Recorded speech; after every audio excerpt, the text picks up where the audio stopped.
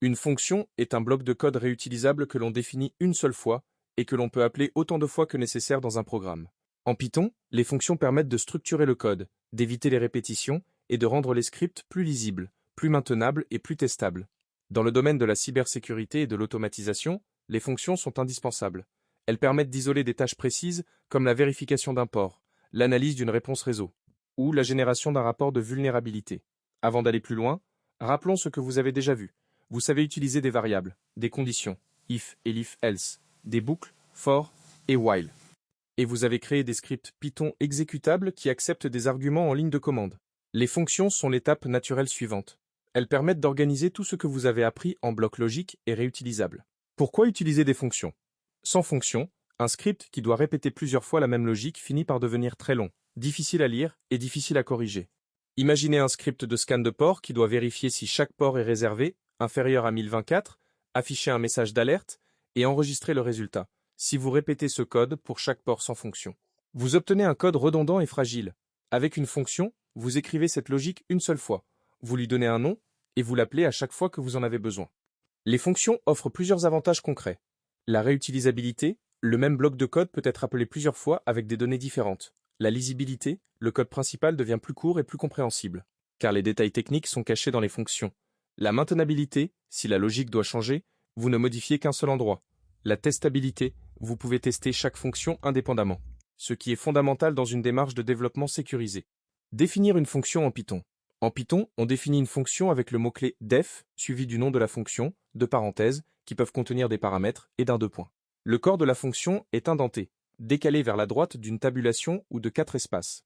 Exactement comme pour les blocs if ou for. Voici la syntaxe de base. df, nom de tiret, bas la fonction. Dièse, code à exécuter. Exemple concret simple. df, affiché tiret bas bienvenue. Print, bienvenue dans l'outil de scan de sécurité. Cette fonction s'appelle apostrophe, affiché tiret bas, bienvenue. Elle ne prend aucun paramètre et se contente d'afficher un message. Pour l'exécuter, il faut l'appeler explicitement dans le code. Appeler une fonction. Définir une fonction ne l'exécute pas. Pour qu'elle s'exécute, il faut l'appeler en écrivant son nom suivi de parenthèses. Afficher tiret bas, bienvenue. Cette ligne provoque l'exécution du code contenu dans la fonction. Vous pouvez appeler la même fonction plusieurs fois. Afficher tiret bas, bienvenue, afficher tiret bas, bienvenue. Chaque appel exécute le même bloc de code. C'est la base de la réutilisabilité. Les paramètres, rendre une fonction flexible. Une fonction sans paramètres est utile, mais limitée. Pour qu'une fonction puisse travailler avec des données variables, on lui passe des paramètres. Un paramètre est une variable locale à la fonction, dont la valeur est fournie au moment de l'appel. Exemple avec un paramètre. def angel-port port. If port inférieur à 1024. Print port réservé. Système plus str port. Else, print port utilisateur plus str port. Ici, port est un paramètre. Lors de l'appel, on fournit une valeur. Angel-port 80. Engel-port 8080. Engel-port 22. Le premier appel affichera port réservé. Système 80. Le deuxième affichera port utilisateur 8080. Et le troisième affichera port réservé. Système, on peut définir plusieurs paramètres, séparés par des virgules.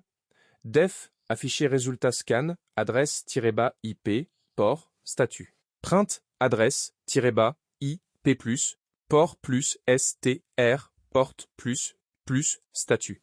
Appel, afficher résultat scan 192.168.1.1, 443, ouvert.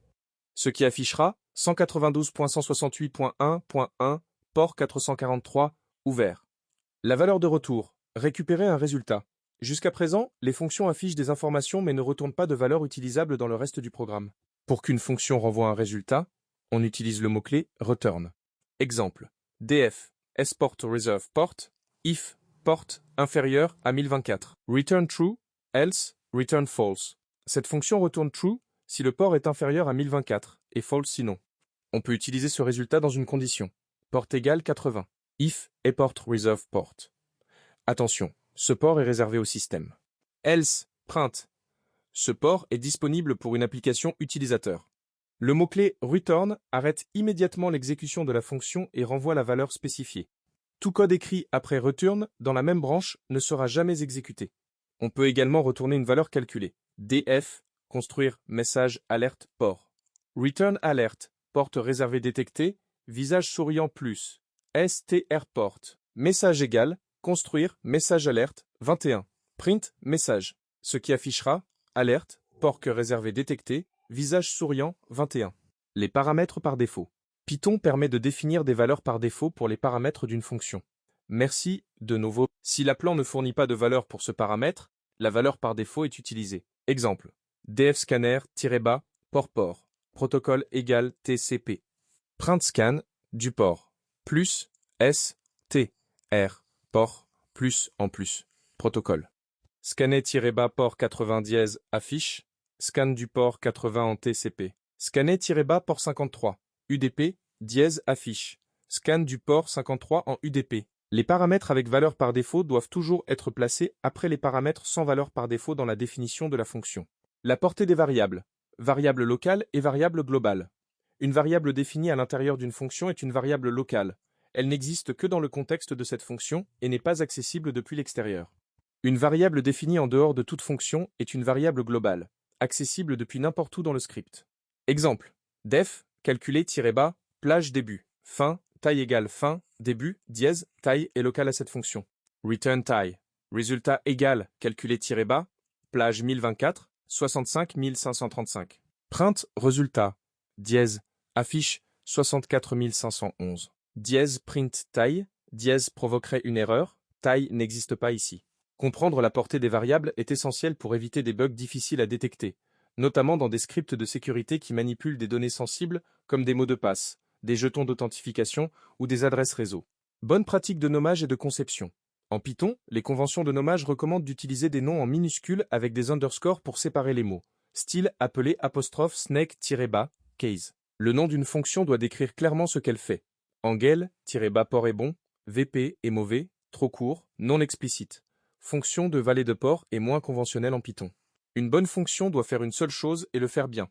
Si une fonction commence à faire plusieurs tâches sans rapport direct, il vaut mieux la découper en plusieurs fonctions plus petites. Exemple complet appliqué à la sécurité. Voici un exemple qui regroupe tout ce que vous venez d'apprendre dans un contexte réaliste de scan de port. Def et port réserve port. Rupture port inférieure à 1024. Def généré-bas. Alerte port. Return. Alerte. Port système détecté. Plus STR port. Df analysé. -bas. Port list-bas port. For port in list-bas port.